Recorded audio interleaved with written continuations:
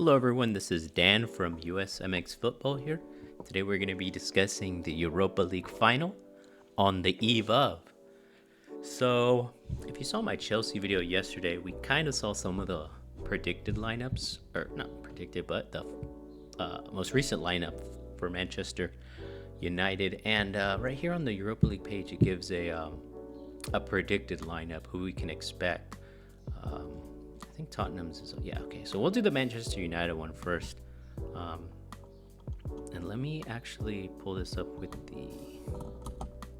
Okay, yeah, so here's this one. So, Onana, Maguire, Lindelof, Shaw, Mazraoui, Dorgu, Cass, Bruno, Ahmad, Mount, and Højlund. With Ugarte, Garnacho, Heaven, and Mainu coming on. And they're saying Euro should be back, right? Because that was one of the... Go back really quick. Sorry, no. They're out. Deload. Okay. So they're predicting... Oh, they think Euro still might sign, huh? Onana, Euro, Delict, Maguire, Mazraoui, Dorgu, Ugarte, Cass, Diallo, Fernandez, and Højlund up top.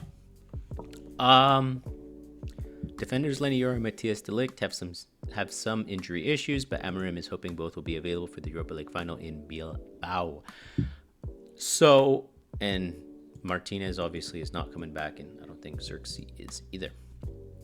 So, with Mount actually performing pretty well in that, not in the Chelsea game, but the game before that, I wouldn't be surprised if we see him actually in this lineup over.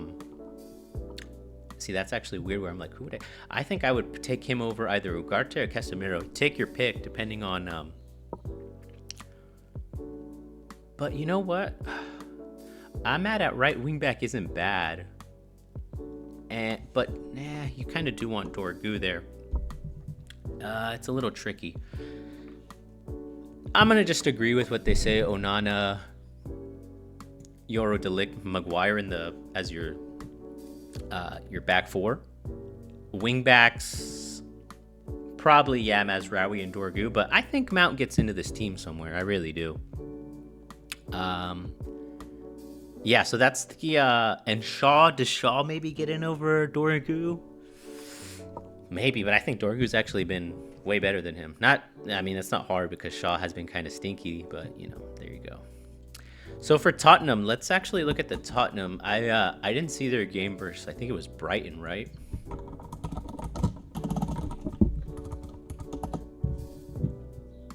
No, that's who they got next. Villa, that's right.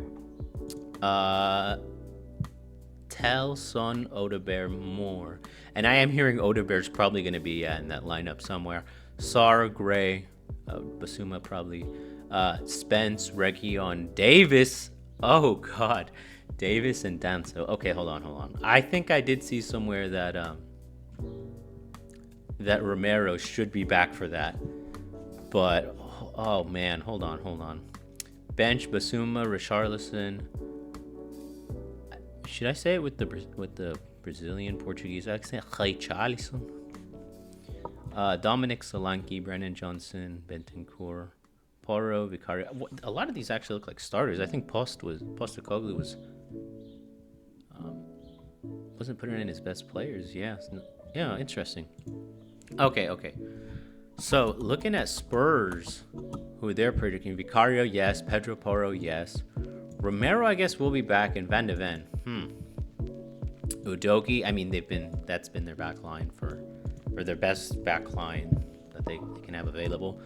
Sarr, Basuma, but I think Sarr, Basuma, Bentancur, and they say Sarr's doubtful. In that case, I don't be surprised to see Archie Gray right there. He's a midfielder at the end of the day. They've just been jamming him at right back. Pedro Porro, actually, Jed Spence hasn't been bad, so I wouldn't be surprised to see Udogie out for him as well.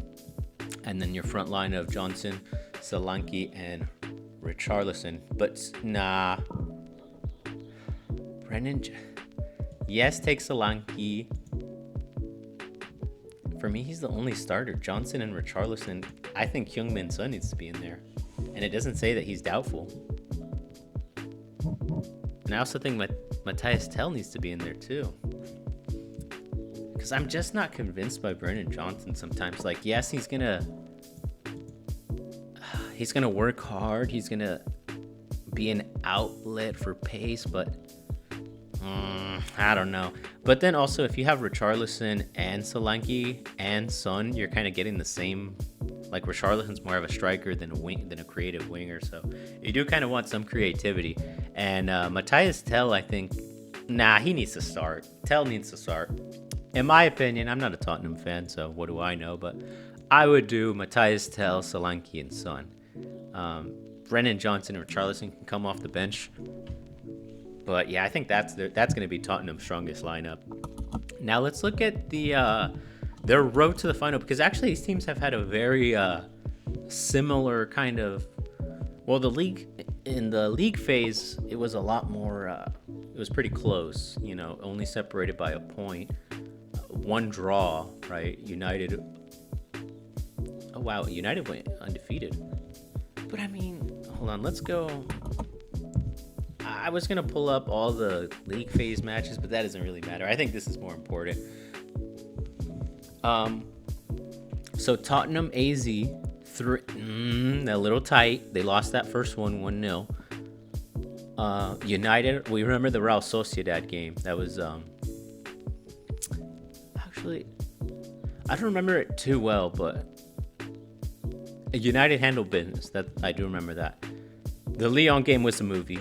That was a movie. Tottenham did the business versus Frankfurt, and I feel like they got kind of like Lazio. How do you lose to Bodo Glimt, but then beat or draw with Inter? I don't get it. Tottenham made light work of Bodo, and United made kind of light work of Bilbao. And here we are. Who's had the harder run in? I think United. I rate Lyon, Sociedad, and Bilbao much higher than Bodo, AZ, and Frankfurt's a good team. I'll give Tottenham that. That was probably their hardest game, but I think United's had the harder run in. They finished better in the league table. And see, both clubs are so toxic right now. And I mean, can you blame them? They're freaking 16th and 17th. What do they call it? El Trashico.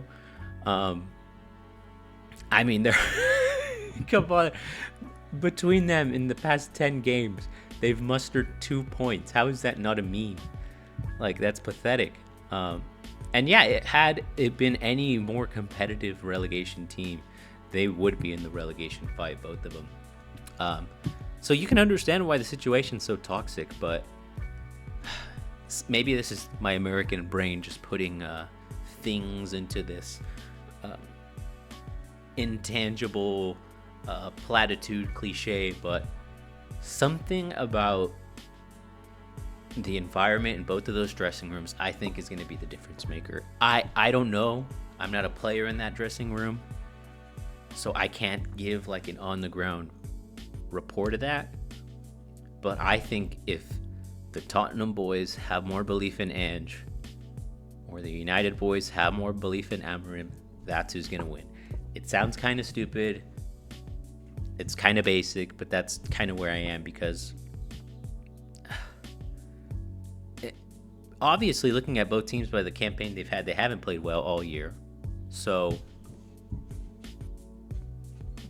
but I mean, if you're fans of both these teams, you would have seen kind of where you've noticed improvements, right? And if I'm being honest, I don't know if the Amorim project, I think, it's just been hard, man.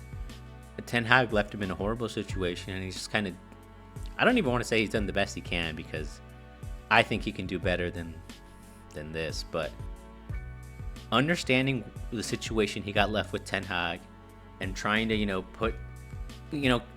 completely change the system, working with players from old managers and all that, you can understand the harder job he's had. Whereas Tottenham, Ange has had a lot of money and a lot of time to to build this squad the way he wants and end up in 17th after all that is really bad.